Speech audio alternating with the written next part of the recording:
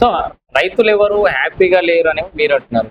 అసలు సిద్దిపేట రైతులందరూ గర్వపడే విధంగా అసలు రాష్ట్రంలో చాలా అత్యుత్తమైనటువంటి ఆయిల్ ఫామ్ ఫ్యాక్టరీని ప్రారంభించారు కదా. హరీష్ రావు గారు మొదలుపెట్టి పూర్తయ్యే టైంకి వచ్చి మీరు రిబ్బన్ కట్ చేసుకొని మీదని చెప్పి అంటున్నారు అని చెప్పేసి వాళ్ళు అంటున్నారు. హరీష్ రావు ఎట్లుంటదంటే గతంలో కాళేశ్వరం ప్రాజెక్టు అపర భగీరథుడు కేసీఆర్ మేము నీళ్లు లేకపోతే రాష్ట్రంలో నీళ్ళే లేవని మాట్లాడిన హరీష్ రావు కేసీఆర్ కానీ బీఆర్ఎస్ అనుచరులు కానీ ఒకటి గుర్తుపెట్టుకోవాలి.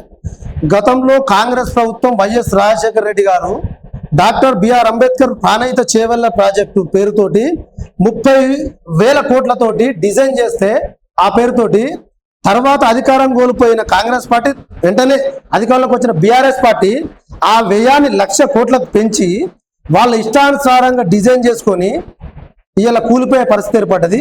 మేము ఆ రోజు దానికి పునాది వేసి కొబ్బరికాయ కొట్టింది కాంగ్రెస్ పార్టీ కదా. అప్పుడు కొబ్బరికాయ కొట్టింది మేము, దానికి మాత్రం కాళేశ్వరం మా ప్లానే మేం చేసిందని గొప్పలు చెప్పుకుంటారు. ఈరోజు మేము ఆయిల్ పామ్ మేము కంప్లీట్ చేస్తే మరి మాకెందుకు ఉంటుంది క్రెడిట్ మాకెందుకు ఉంటుంది, బీఆర్ఎస్ కు ఎందుకు ఉంటుంది? మరి కాళేశ్వరం కూడా ఇలా రాజశేఖర రెడ్డి కాంగ్రెస్ పార్టీ పుణ్యమే కదా. తను ఒక పేరు మార్చినంత మాత్రాన మీ క్రెడిట్ కాదు కదా. పూర్తి చేసిన వాళ్ళకి క్రెడిట్ ఇవ్వాలంటే ఇది కూడా మాకే క్రెడిట్ ఇవ్వాలంటూ. అవును కదా.